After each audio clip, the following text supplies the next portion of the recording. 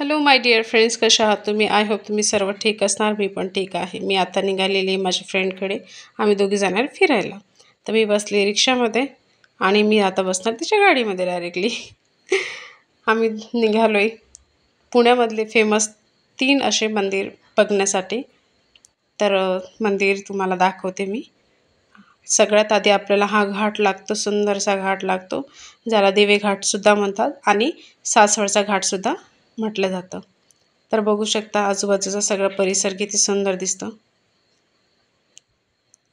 नाही भारी.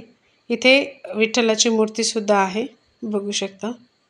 सुंदर अशी विठ्ठलाची मूर्ती आहे. आणि आता आपण पोहोचले सासवडमध्ये.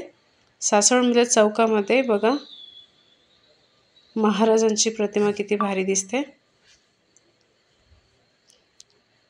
तर आपण पोहोचलोय आता दत्त मंदिरामध्ये. दत्त मंदिराकडे जाणारा मार्ग पूर्ण ब्लॉक आहे. एक सोडून 2 लाईन लागलेले आहेत. तेवढी ट्रॅफिक होती. आपण गाडी पार्क केली. आता जातोय मंदिराकडे. गर्दी बघू शकता. आपण घेतलंय पूजेचं सामान. आता आपण जातोय दत्तांचे दर्शन घेण्यासाठी.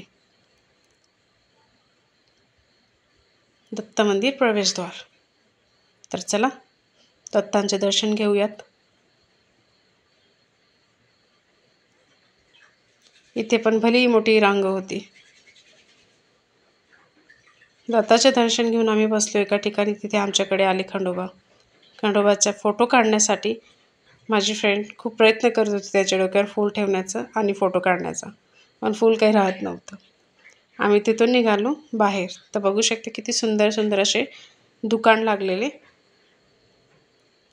घेतलं तर काहीच नाही, फक्त दुकान होते.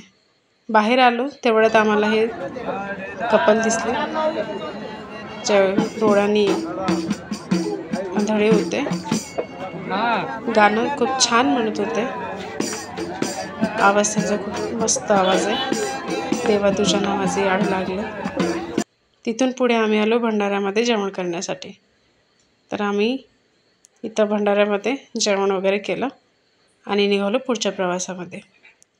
तर आपला हा झाला पहिला स्पॉट. दुसरा नंतर आम्हाला जाता जाता बोरं दिसली. म्हटलं बोरं घेऊयात आणि बोरं खात खात जाऊयात.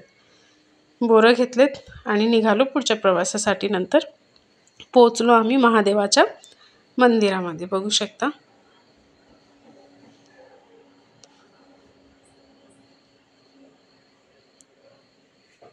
छान असं हे मंदिर आहे. परिसर आजूबाजूचा खूप सुंदर आहे. तर आपण आता पोहोचलो चांगटेश्वर मंदिरामध्ये. हे पण महादेवाचंच मंदिर आहे. मंदिराचा परिसर पण खूप सुंदर आहे आणि मंदिरामध्ये कॅमेरा म्हणजे आजूबाजूला कॅमेरा आपण घेऊ शकतो, पण आतमध्ये आपण शूटिंग नाही करू शकत. इथे वर आल्यानंतर आम्हाला इथं शूटिंग दिसली. प्री वेडिंग शूटिंग चालू होती. बघू शकता मंदिर किती पुराणकालीन आहे. आतमध्ये जाण्यासाठी परवानगी नाही. इथे आम्हाला माऊ दिसली, किती क्यूट दिसते ना. नंतर बघू शकता आम्ही एवढी शूटिंग घेऊ शकलो. जास्त शूटिंग आतमध्ये नाही घेऊ शकत. बाहेरचा परिसर आम्ही घेतला. बाहेरचा परिसर तुम्ही बघू शकता. सुंदर असा परिसर आहे आणि सगळं म्हणजे कोरी काम केलेलं आहे. कुठं कुठं खंडित आहे, पण छान मंदिर खूप सुंदर आहे. बघू शकता तुम्ही.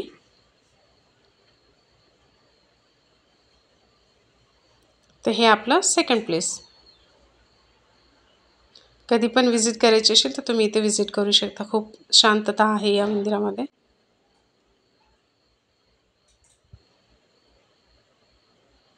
महादेवाचं छोटंसं मंदिर बाहेरचं.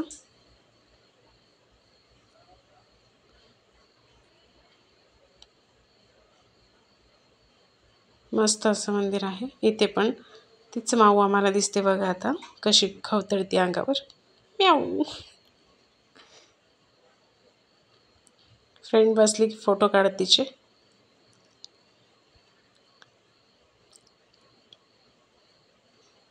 अशा प्रकारचं हे मंदिर आहे. मस्त नक्षीकाम आहे. पुराणकाली मंदिर आहे, शिव मंदिर आहे हे. इथून आता आपण पुढे निघूयात आपल्या तिसऱ्या मंदिराकडे.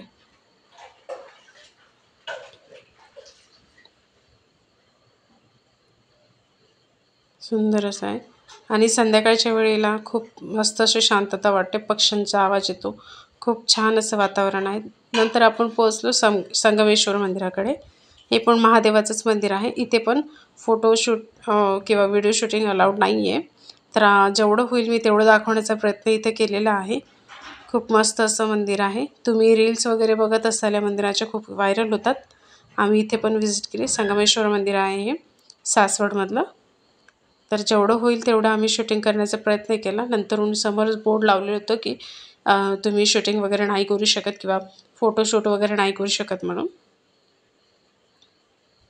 मंदिराचा हा पूल जो आहे पूर्णतः लोखंडी आहे आणि पुलाच्या खालून नदी आहे.